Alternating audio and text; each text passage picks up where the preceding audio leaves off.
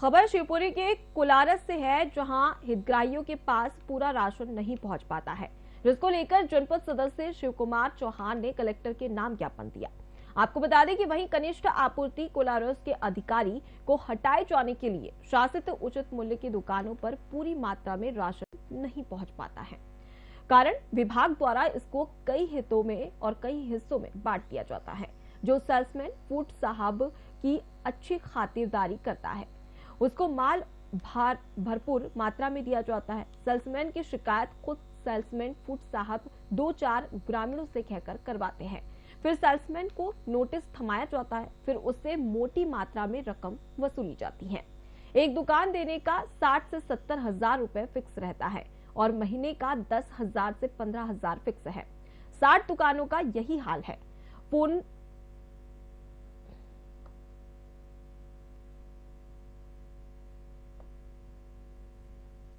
Actual में क्या है, कोलारस क्षेत्र में खाद्यान्न राशन की जो कालाबाजारी है वो चरम पे पहुंच चुकी है।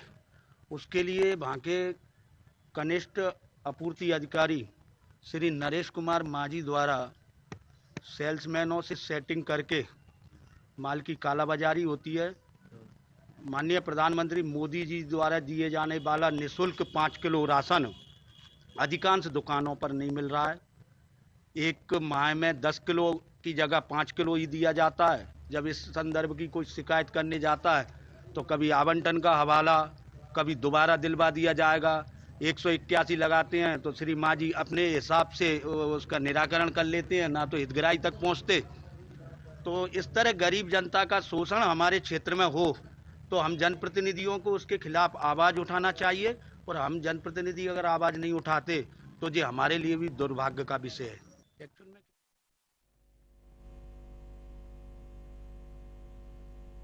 तो इसी खबर पर ज्यादा जानकारी के लिए सीधे रुख कर लेते हैं। हमारे साथ में संवाददाता लक्ष्मण रावत जुड़ गए हैं।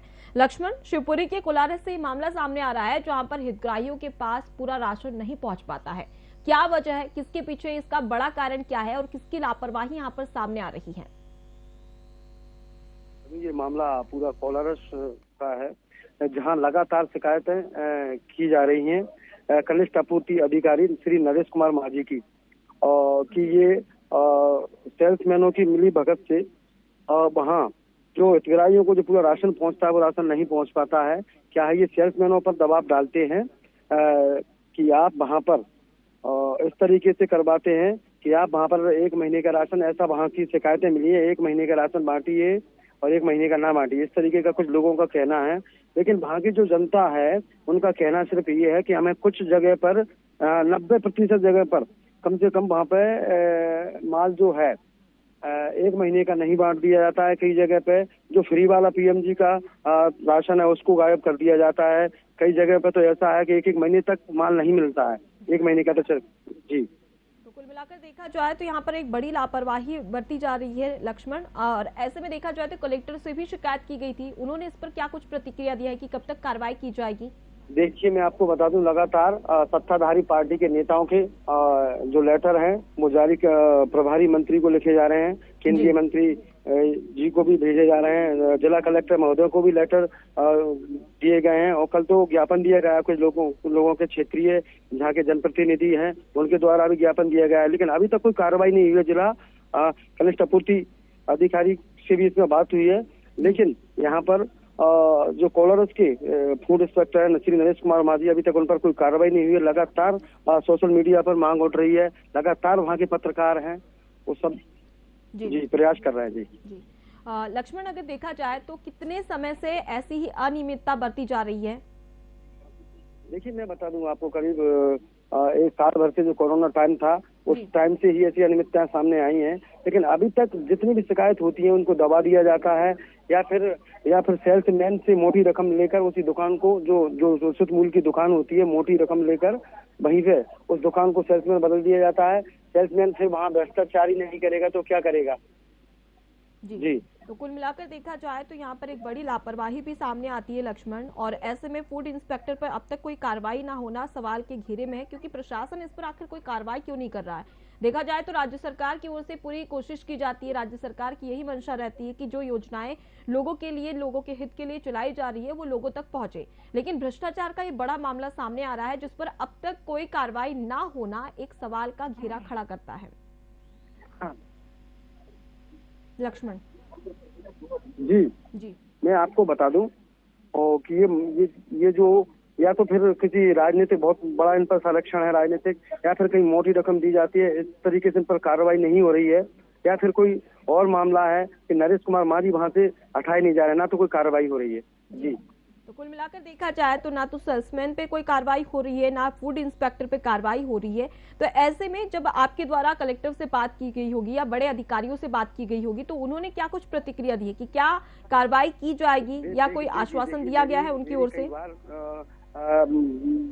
वरिष्ठ अधिकारियों से इस पर दूरभाष से बात हुई है, उन्होंने जांच कर कार्रवाई करने की बात कही है, लेकिन अभी तक ना तो जांचें पूरी हो पाई है ना कोई कार्रवाई हो पाई है। तो मैं आपको बता दूं कहीं ना कहीं सभी लोगों की मिली भगत है, इसमें शासन और प्रशासन सब पर उंगली उठ रही है। जी तो वही सवाल उठता है कि जांच की लगातार बात की जाती है लेकिन अब तक जांच नहीं हो पाई है। जैसा कि आपने खुद ने बताया है कि मामला कोरोना काल से पहले ऐसे चलते आ रहा है, अनियमितता लगातार बढ़ती जा रही है, यानी कि 2-3 साल से ऐसी ही अनियमितता है, लेकिन उसके बावजूद भी सिर्फ जांच का आश्वासन दिया जाता है लेकिन जांच नहीं की जाती है। तो कहीं ना कहीं इस पर भी सवाल खड़े होते हैं। जी बिल्कुल सवाल खड़े होते हैं, कोई जांच नहीं, जांच के सिर्फ आश्वासन दे दिए जाते हैं। सत्ताधारी पार्टी के लोग जब उनके खिलाफ ज्ञापन दे रहे हैं, अब तो आगे उनका कहना है, कुछ लोग बोल रहे हैं, सोशल मीडिया पर आ रही है कि हम इनके खिलाफ अनिश्चितकालीन धरने पर बैठेंगे अगर इन पर कार्रवाई नहीं होती है 1 या 2 दिन के अंदर। तो जी बिल्कुल, तो अब ऐसे में देखने वाली बात होगी लक्ष्मण कि क्या कार्रवाई सेल्समैन और फूड इंस्पेक्टर पर की जाती है, क्योंकि पूरी तरीके से देखा जाए तो भ्रष्टाचार का मामला है और प्रशासन इस पर चुप्पी साधे हुए अब तक कोई कार्रवाई नहीं की गई है। ऐसे में देखने वाली बात होगी कि आगे 2 दिन का आश्वासन दिया गया है कि 2 दिन के अंदर कार्रवाई की जाएगी। ऐसे में क्या जांच की जाती है, क्या कुछ खुलासे होते हैं और आखिर फूड इंस्पेक्टर और सेल्समैन पर कोई कार्रवाई की जाती है नहीं जाती है, ये भी एक बड़ा सवाल है। बहुत शुक्रिया तमाम जानकारी हमें देने के लिए और हम तक इस खबर को पहुंचाने के लिए।